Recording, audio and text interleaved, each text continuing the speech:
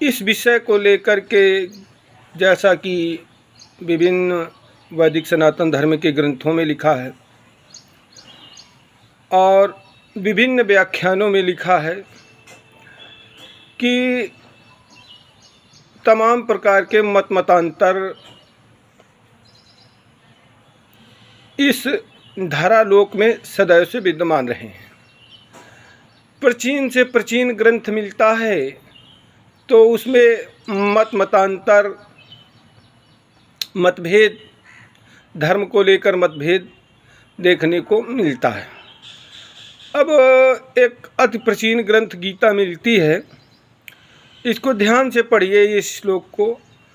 अथ चा एनम नित्य जातम नित्य वा मनसे मृतम तदापि त्वाम महाबाहो नयनम सोचतुम आहर्ष जातस्य हि ध्रुव मृत्यु ध्रुव जन्मस्मृतस्य च तस्मादा परिहार्थे न अनुशोचतुम आहर्ष। भगवान श्री कृष्ण कहते हैं कि हे अर्जुन, आत्मा सत्य है, सनातन है, पूरा है, पुरातन है, अछेदो है, अदा है, अक्लेद है, अशोष है और सत्य है, सनातन है। लेकिन तू आत्मा के अमरत्व को अगर ना माने तो तू ये माने कि जीव का लक्षण सदा जन्म लेना और सदा मृत्यु है, तो तेरी इस मान्यता के अनुसार जन्म लेने वाले का निश्चित रूप से मृत्यु होती है और मृत्यु होने वाले का निश्चित रूप से जन्म होता है। अतः तुझे इस अपरिहार्य, इसे न रोक सकने योग्य विधान के लिए शोक करना योग्य नहीं। तो इस श्लोक को पढ़ने से स्पष्ट हुआ कि भगवान श्री कृष्ण के समय भी दो प्रकार के मतांतर प्रचलित थे। एक वो जो आत्मा के अमरत्व को मानता था और एक वो जो आत्मा के अस्तित्व को ही नहीं मानता था। तो भगवान श्री कृष्ण के समय दो प्रकार के मतांतर प्रचलित थे। अब आधुनिक विश्व में दो प्रकार की विचारधाराएं प्रचलित हैं। धर्म तो 11 हैं, लेकिन जो विचारधाराएं हैं, जैसा कि मैंने पहले कहा, दो प्रकार की विचारधाराएं हैं, समाजवादी विचारधारा और व्यक्तिवादी विचारधारा। समाजवादी पार्टी से अर्थ न लेना मेरे समाजवाद का। समाजवाद का अर्थ है कि व्यक्ति समाजवादी कहते हैं कि व्यक्ति समाज के लिए बना है, समाज व्यक्ति के लिए नहीं बना है और एक व्यक्ति के अधिकार को समाज हित के लिए छीना जा सकता है। समाजवादी तो यहाँ तक कहते हैं कि समाज की सुरक्षा के लिए, समाज के अस्तित्व के लिए एक आदमी की बलि भी दी जा सकती है। और दूसरी विचारधारा है व्यक्तिवादी। व्यक्तिवादी विचारधारा के लोग कहते हैं व्यक्ति का हित सर्वोपरि है, व्यक्ति का अपना निजी मामला है और समाज बना है व्यक्ति की सुख सुविधाओं के लिए। जो समाज व्यक्ति को सुख सुविधा न दे सके, उस समाज को अच्छा नहीं माना जा सकता है। व्यक्ति अपना कमाए, अपना एकत्रित करे और अपना खाए, दूसरों के प्रति व्यक्ति का कोई कर्तव्य नहीं है।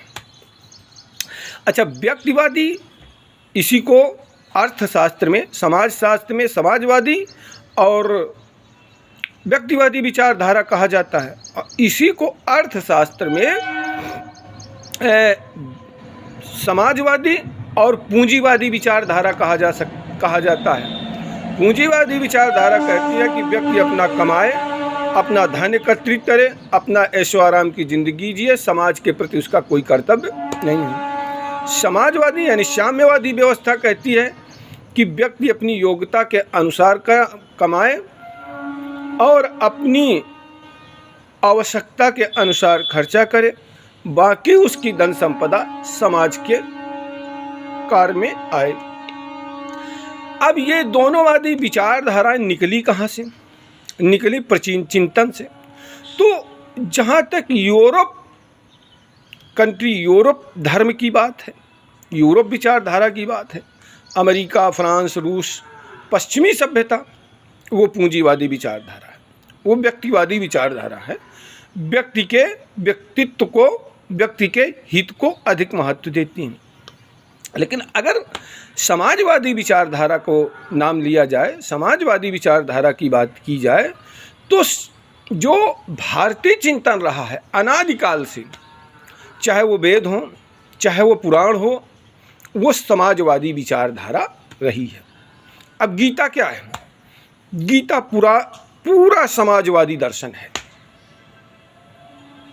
भगवान श्री कृष्ण ने पूरा समाजवाद का उपदेश दिया। अगर ये कह दिया जाए कि भगवान श्री कृष्ण समाजवादी थे, समाजवादी दार्शनिक थे, तो गलत नहीं होगा।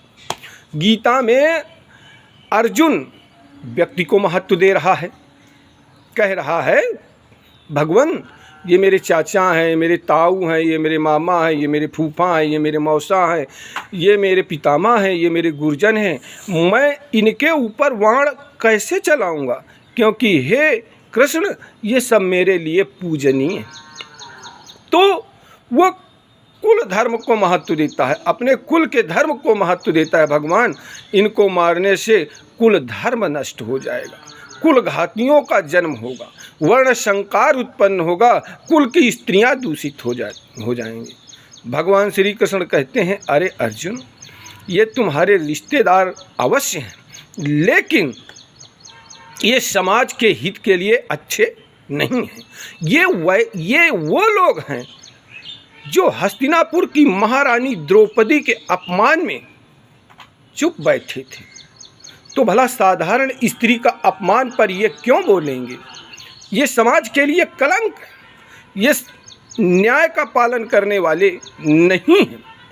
और तू कुल धर्म की बात न कर, क्योंकि व्यक्ति को अपने कर्तव्य का पालन करना चाहिए, और ऐसा कर्तव्य पालन जिससे समाज का हित हो रहा है। ऐसे अत्याचारी, ऐसे दुराचारी, ऐसे दुष्ट लोग जिनके रहते हुए इतना बड़ा अन्याय हो रहा हो, इतना बड़ा अन्याय हो रहा हो कि एक स्त्री रो रही हो, चिल्ला रही हो और आवाज़ लगा रही हो, तो इनसे तो अच्छा वो पक्षी था जिसने जब ये सुना कि एक असहाय स्त्री को एक दुष्ट रावण हरण किए लिए जा रहा है, तो अपनी जान की परवाह न करके रावण के बल, पराक्रम और पौरुष को जानते हुए भी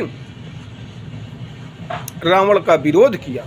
अगर भीष्म पितामह, द्रोणाचार्य जैसे लोग धनुष बाण लेकर के खड़े हो जाते तो दुर्योधन या दुशासन की क्या औकात थी कि वो द्रौपदी के हाथ भी लगा सकते। हे अर्जुन, ये सामाजिक हित के लिए नहीं है और ये अन्याय का विरोध नहीं कर सकते हैं, अतः इनको महापुरुष न मान करके समाज हित के लिए, धर्म की रक्षा के लिए तुमको युद्ध करना